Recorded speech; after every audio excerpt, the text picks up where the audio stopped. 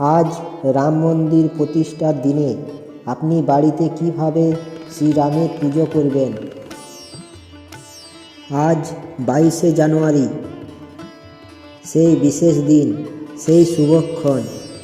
ভগবান বিষ্ণুর সপ্তম অবতার শ্রীরামের প্রাণ প্রতিষ্ঠা হবে অযোধ্যার মন্দিরে। আজ সকলে নিজের ঘরে করুন শ্রীরামের পুজো।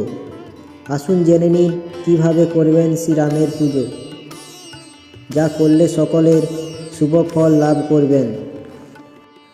আজ বর্ণাঢ্য ধর্মীয় অনুষ্ঠানের মধ্যে দিয়ে উদ্বোধন হবে অযোধ্যা রাম জন্মভূমিতে নবনির্মিত রাম মন্দির। শাস্ত্রীয় নিয়ম আচার মেনে আজ প্রাণ প্রতিষ্ঠা করা হবে রামলালার মূর্তিতে। এই অনুষ্ঠান উপলক্ষে বহু মানুষ ইতিমধ্যে জড়ো হয়েছেন অযোধ্যায়।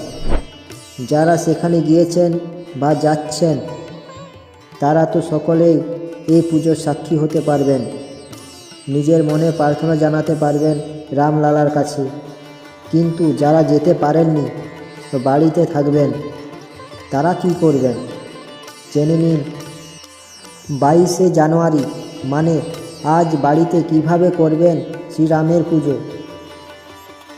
টিভিতে রামলালার প্রাণ প্রতিষ্ঠা দেখার পাশাপাশি রাম পুজোর আয়োজন করতে পারেন। এই শুভক্ষণে আপনার বাড়িতে রামের আরাধনা করলে পজিটিভ এনার্জি প্রভাবিত হবে। বাড়িতে রামের পুজো করার জন্য ঘরের উত্তর পূর্ব কোণ বেছে নিন। যে কোনো শুভ কাজ করার জন্য এই দিকটি সবচেয়ে শুভ। রামের পুজোর জন্য যে সমস্ত সামগ্রী লাগবে তা হলো সুপারি, কুমকুম, গঙ্গা জল, তামার পাত্রে জল ও শ্রীরামের মূর্তি, দেশি ঘি, ধূপ, চন্দন কাঠ, ফুল, ফল, মিষ্টি ও কর্পূর ইত্যাদি। এবার ভালো করে পুজোর স্থান পরিষ্কার করুন। পুরনো জিনিস থাকলে তা সরিয়ে দিন। বাসি ফুল, মালা ইত্যাদি যদি থাকে সেখান থেকে সরিয়ে দিন।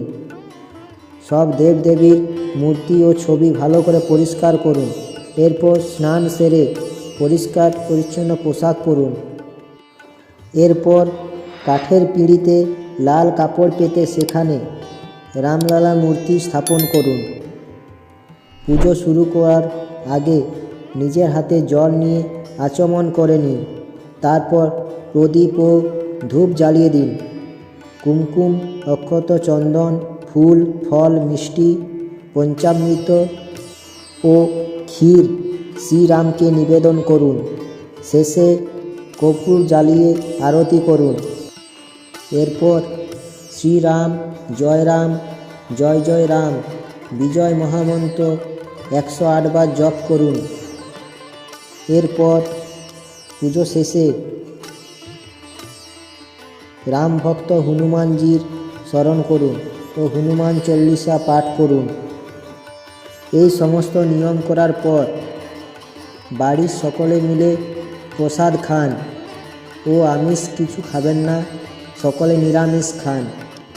সন্ধ্যেবেলাতেই নিজের বাড়ির সামনে প্রদীপ বা মোমবাতি সকলে জ্বালাবেন ও সকলে জয় শ্রীরাম বলবেন। আশা করি ভিডিওটি আপনাদের উপকারে আসবে। ভিডিওটি ভালো লাগলে একটি লাইক সকলে করবেন ও চ্যানেলটা সাবস্ক্রাইব করে পাশে থাকবেন। ধন্যবাদ।